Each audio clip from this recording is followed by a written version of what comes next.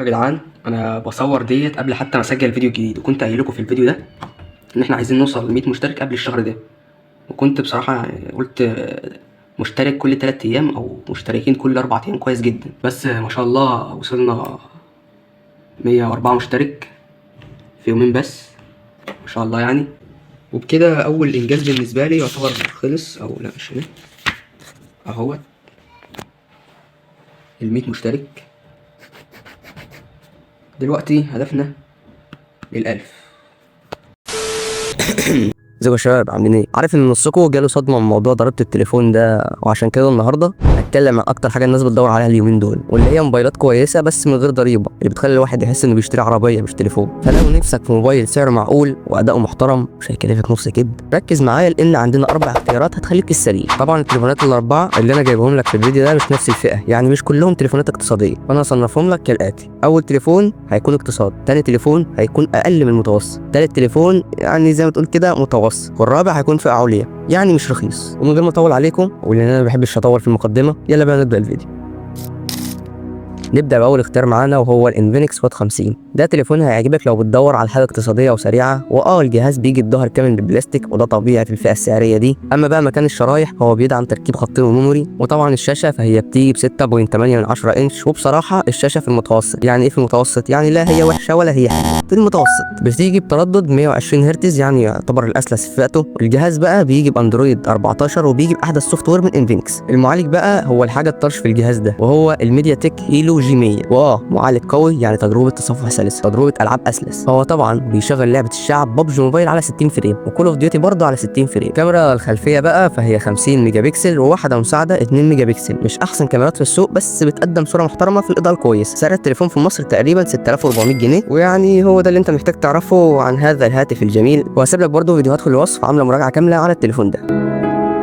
التليفون التاني بقى وهو السامسونج A35. هتقول لي ايه المميز في التليفون من حيث التصميم؟ هقول لك عادي او مش عادي، لا هو زي اللي قبله واللي قبله واللي قبله. التليفون ده بيجي بتردد 120 هرتز، واللي هيفيدك في التصفح والتنقل بين البرامج. الاندرويد بتاعه احدث اندرويد واللي هو اندرويد 14. لو هتيجي للاداء، التليفون من حيث التصفح والتنقل والشغل العادي فهو ممتاز. اما بقى في الالعاب فاداؤه مقبول، عشان التليفون بيجي بمعالج اكزينوس 1380. انا قلت ليه على المعالج انه مقبول؟ ببساطه لانه بيسخن في الالعاب والشغل التقيل، لكن مع السخونيه دي تجربه الالعاب ما زالت سلسه. الكاميرات هنا عباره عن كاميرا رئيسيه 50 ميجا بكسل مع تثبيت بصري، وكاميرا الترا وايد 8 ميجا بكسل، وعدسه ماكرو 5 ميجا بكسل، وده بيضمن صور حلوه جدا سواء في النهار او الاضاءه الضعيفه. البطاريه بقى 5000 ملي امبير مع شحن 25 واط، يعني هتقدر تستخدمه طوال الليل من غير ما تقلق من البطاريه. والشحن كمان مش وحش، بس بالنسبه للمنافسين فهو وحش. مش عايزين ننسى الرامات هنا من 6 ل 8 جيجا رام ومساحه 128. السعر بقى فبيبدا من 12000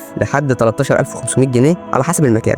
تالت تليفون بقى وهو الفيفو في 14. موبايل مميز لعشاق التصميم الانيق والاداء المميز. سمك الموبايل بيكون حوالي 7.6 ملم، وده بيديه احساس انه خفيف وانيق في الايد، خصوصا مع تصميم العصر. والشاشه بتيجي ب 6.78 انش بدقه فول اتش دي وتقنيه مولد مع معدل تحديث 120 هرتز، وده بيخليك تستمتع بالوان زاهيه وتجربه مشاهده سلسه جدا. والمعالج هنا هو الميديا تك ديمنسيتي 920. بيقدم اداء قوي في الفئه المتوسطه، وبيعرف يتعامل مع الالعاب والتطبيقات التقيله بكل سلاسه. الكاميرات هنا فيها شغل حلو. الكاميرا الخلفيه الرئيسيه 50 ميجا بكسل، ومعاها عدسه الترا وايد 8 ميجا بكسل، وعدسه ماكرو 2 ميجا بكسل. الصوره بتطلع واضحه ومليانه تفاصيل خصوصا في الاضاءه القويه. البطاريه بتكون 5500 ملي امبير مع شحن سريع 80 واط، وده يعني انك هتشحن الموبايل بسرعه كبيره وتكمل يومك من غير قلق. سعر التليفون في مصر حوالي 23000 جنيه مصري. اخر موبايل بقى واللي انا سبته للاخر عشان بصراحه التليفون جامد جدا، وهو السامسونج جالاكسي اس 25 5G. واحد من اقوى الموبايلات اللي سامسونج هتنزلها في 2025. الموبايل بيجي بمواد فخمه جدا، اطار من الالومنيوم وظهر من الزجاج، كمان مقاوم للميه والغبار بمعيار IP68، يعني مش هتخاف عليه في المطر او لو وقع فيه شويه ميه. وزنه حوالي 168 جرام، وسمكه 7.6 ملم، يعني خفيف وسهل في الايد. تاني حاجه بقى وهي الشاشه. هنا سامسونج ما بتتسهلش ابدا.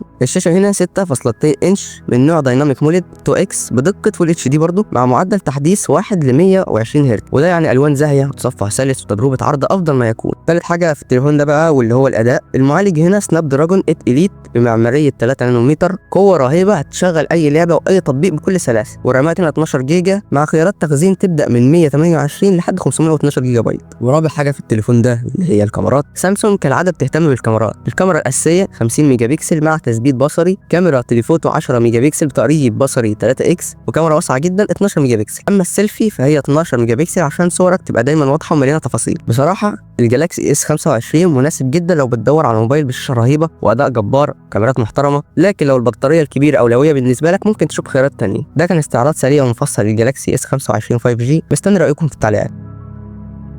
وبكده نكون خلصنا استعراض الأربعة من أفضل الموبايلات اللي ممكن تشتريها من غير ضريبة في مصر. كل موبايل منهم ليه مميزاته اللي بتناسب احتياجات وأذواق مختلفة. قولنا في التعليقات إيه أكتر موبايل عجبكم واللي هتختاروه لو كنتم ناويين تشتروه قريب.